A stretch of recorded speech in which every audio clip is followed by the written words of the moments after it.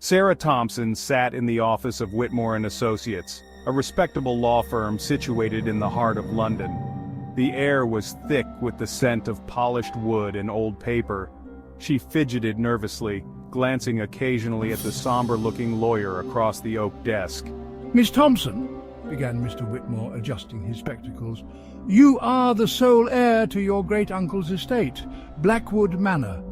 The property is located in the remote countryside of Yorkshire. Here are the keys and the necessary documents." Sarah's great-uncle, whom she'd never met, had passed away under mysterious circumstances. Her curiosity was piqued. She thanked Mr. Whitmore and left the office, clutching the heavy brass keys and a thick envelope containing the details of her inheritance. A week later, Sarah drove her old car down a narrow, winding road flanked by dense, ancient woods. The sky was overcast, casting a gloomy pall over the landscape. As she approached Blackwood Manor, her heart pounded with a mix of excitement and trepidation. The manor loomed ahead, a grand Victorian-era structure with ivy creeping up its stone walls. Tall, narrow windows stared like dark eyes. She pulled up to the entrance and stepped out, the gravel crunching underfoot. Fumbling with the brass keys, she unlocked the heavy front door and pushed it open. Inside, the air was stale with disuse. Dust motes danced in the meager light filtering through the windows. She walked through the grand foyer, her footsteps echoing in the silence. The house was furnished with antiques, ornate chandeliers, velvet drapes, and oil paintings of stern-faced ancestors. As night fell, Sarah explored the manor further. In the library, she discovered a leather-bound journal tucked away behind a row of dusty books. The journal belonged to her great-uncle, Arthur Blackwood. Intrigued, she began to read. June 3rd, 1924. The shadow has returned. I hear whispers in the night, voices calling my name. I dare not sleep. The entries grew increasingly erratic and disturbing. Arthur spoke of a malevolent presence that haunted Blackwood Manor, a shadowy figure that lurked in the corners of his vision. July 15th, 1924. The shadow grows bolder. It moves freely in the house now. I'm not alone, never alone. Sarah shivered and closed the journal. The wind howled outside, rattling the windows. She decided to retire for the night, feeling uneasy. Sarah's bedroom was a testament to the manor's opulence. A four-poster bed with elaborate carvings, heavy drapes, and a roaring fireplace. Despite the comfort, sleep eluded her. The house seemed to groan and sigh around her, as if it were alive. Around midnight she heard a soft thumping noise from the hallway. Heart pounding, she got up and opened the door. The hallway was dimly lit by a single candle on a side table. She saw nothing out of the ordinary. Convinced it was just her imagination, she returned to bed.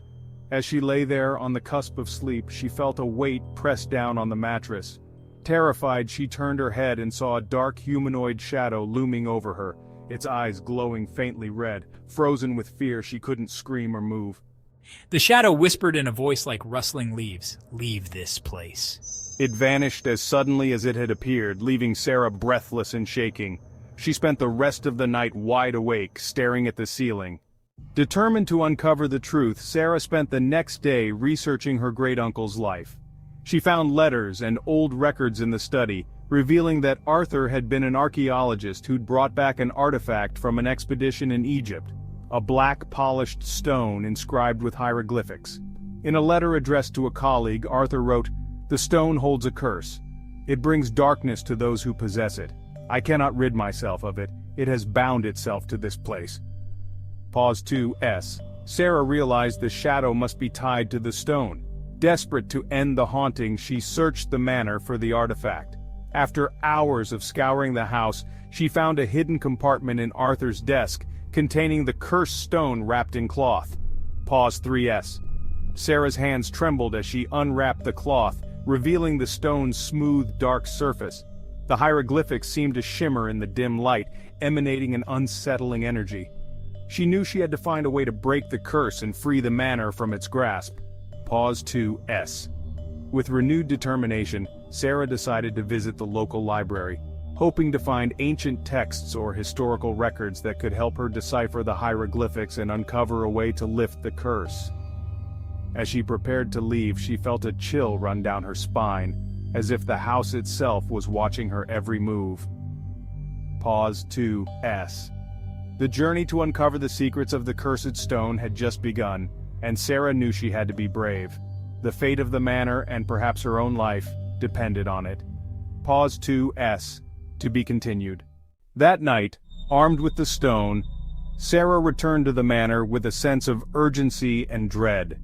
She had spent hours at the library, poring over ancient texts and consulting with experts in Egyptology. Her research had led her to a ritual that could potentially break the curse, but it required specific conditions and immense courage.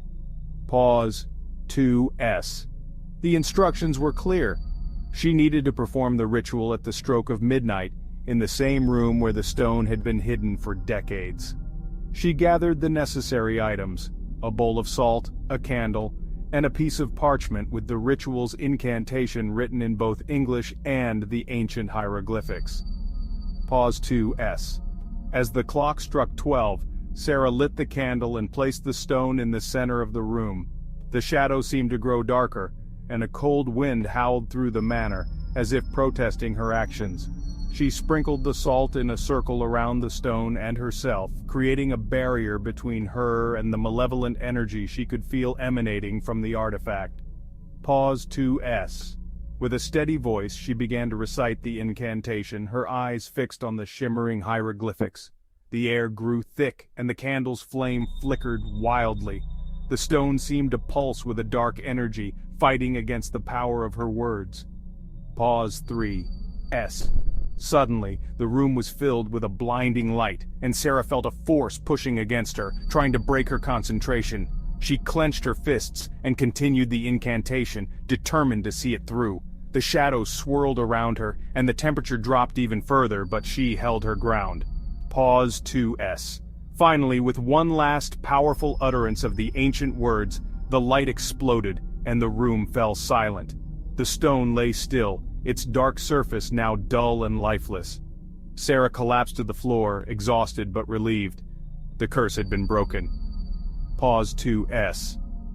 As she caught her breath, she felt a warmth spread through the manor, as if the house itself was sighing in relief. The shadows receded and the oppressive atmosphere lifted. Sarah knew that she had freed the manor from the darkness that had plagued it for so long.